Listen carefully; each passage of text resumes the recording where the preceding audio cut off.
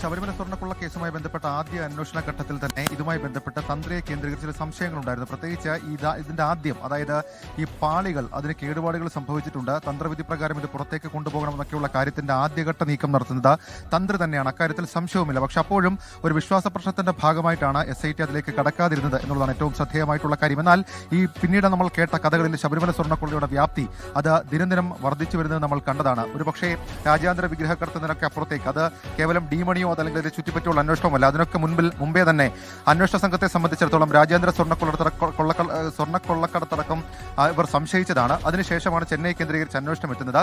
ചെന്നൈയിലടക്കം ഈ തന്ത്രി നടത്തിയിട്ടുള്ള ചില കാര്യങ്ങളെക്കുറിച്ച് അന്വേഷണ സംഘത്തിന് ചില സംശയങ്ങളുണ്ട്. അതിന്റെ അടിസ്ഥാനത്തിൽ കൂടിയാണ് ഇപ്പോഴുള്ള കസ്റ്റഡി എന്നുള്ളതാണ് ഏറ്റവും പ്രധാനപ്പെട്ട കാര്യം. മാത്രമല്ല ഇതിലെടുത്തെടുത്ത്, അതായത് തന്ത്രിക്ക് ഈ കേസിലെ ഇൻവോൾവ്മെന്റ് എടുത്തെടുത്ത് പറഞ്ഞാൽ അതിൽ ഒന്നാമത്തെ കാര്യം, ഉണ്ണികൃഷ്ണൻ പോറ്റിക്ക് ശബരിമലയിൽ ഇത്രയധികം അത് വിശ്വാസത്തിന്റെ ഭാഗമായിട്ടടക്കം സ്വാതന്ത്ര്യം കൊടുത്തത് അത് തന്ത്രി കണ്ഠരര് രാജീവരാണെന്നുള്ള കാര്യം അന്വേഷണ സംഘം ഉറപ്പിക്കുന്നുണ്ട്. അത് കേവലം ഈ സ്വർണ്ണപ്പാളികളുമായി ബന്ധപ്പെട്ട് അതിന് അനുമതി കൊടുക്കുന്നതിനപ്പുറത്തേക്ക് മറ്റു ചില കാര്യങ്ങൾക്ക് കൂടി നേരത്തെ നമ്മൾ പലതരത്തിൽ വിവാദങ്ങളുടെ ആദ്യഘട്ടത്തിൽ പറഞ്ഞതാണ്. എങ്ങനെയാണ് ശബരിമലയിൽ ആ ഉണ്ണികൃഷ്ണൻ പോറ്റി ഇത്രയും സ്വാധീനമുള്ള ഒരാളായി മാറുന്നത് എന്നുള്ളത്. അപ്പോൾ സ്വാഭാവികമായും അവിടെ ആ രീതിയിൽ അദ്ദേഹത്തിന് വേണ്ടി കാര്യങ്ങൾ ചെയ്തു നൽകിയത് തന്ത്രിയാണെന്ന് അന്വേഷണ സംഘം സംശയിക്കുന്നു. രണ്ടാമത്തേത് 2019 ആദ്യഘട്ടത്തിൽ അത് ദ്വാരപാലക ശില്പങ്ങളിലെ സ്വർണ്ണപ്പാളികളാണെങ്കിലും കട്ടിളപ്പാളിയാണെങ്കിലും അത് കൊണ്ടുപോകാനുള്ള അനുമതിയുമായി ബന്ധപ്പെട്ട ആദ്യഘട്ട നീക്കങ്ങൾ നടക്കുന്നത് അവിടെയാണ്. ഇനി മൂന്നാമത്തേതാണ് ഏറ്റവും പ്രധാനപ്പെട്ട കാര്യം. അത് കേവലം അന്വേഷണം നടന്ന് രേഖകളടക്കമുള്ള കാര്യങ്ങൾ പരിശോധിച്ച് അന്വേഷണ സംഘം ഉറപ്പിച്ചു വരികയാണ്. അതായത് ചെന്നൈയിലെ സ്മാർട്ട് ക്രിയേഷൻസ് പങ്കജ് ഭണ്ഡാരി, ഈ രണ്ട് പേരുകൾ, അതിൽ തന്ത്രിക്ക് ഏതെങ്കിലും തരത്തിൽ കണക്ഷൻ ഉണ്ടോ എന്നൊക്കെയുള്ള കാര്യങ്ങൾ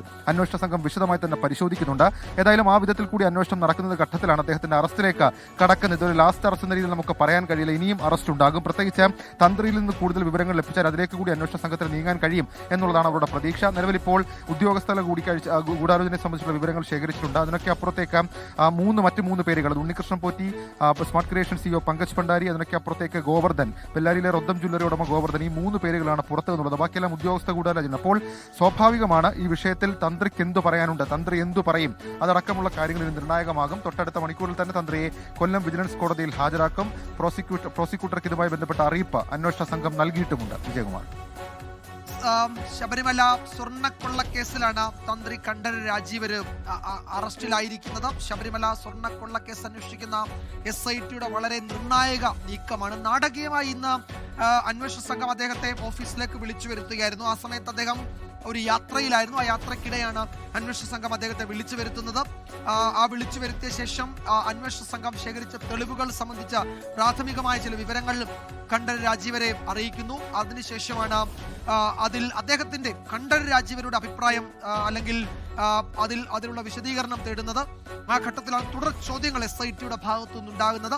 ആ തുടർ ചോദ്യങ്ങൾക്ക് കൃത്യമായ വ്യക്തമായ മറുപടിയില്ലാത്ത സാഹചര്യത്തിൽ അന്വേഷണ സംഘത്തിൽ ലഭിച്ച തെളിവുകളുടെ കൂടി പശ്ചാത്തലത്തിലാണ് ഇതാ ഏറ്റവും പ്രധാനപ്പെട്ട നീക്കത്തിലേക്ക് SIT കടന്നിരിക്കുന്നത്. തന്ത്രി കണ്ഠരര് രാജീവര് അറസ്റ്റിലായിരിക്കുകയാണ്.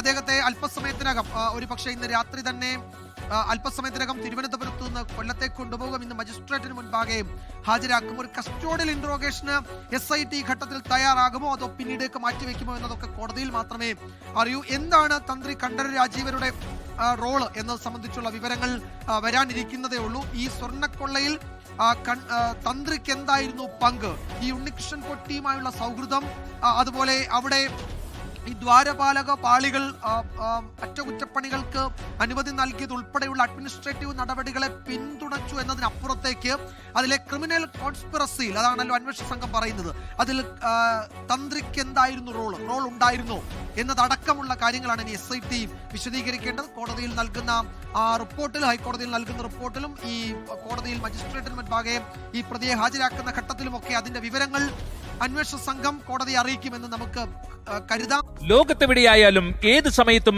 24 വാർത്തകളും ഓഗ്മെന്റഡ് റിയാലിറ്റി പാക്കേജുകളും എക്സ്പ്ലെയിനറുകളും വിശദമായി കാണാൻ ഞങ്ങളുടെ YouTube ചാനൽ നിങ്ങൾക്ക് സബ്സ്ക്രൈബ് ചെയ്യാം.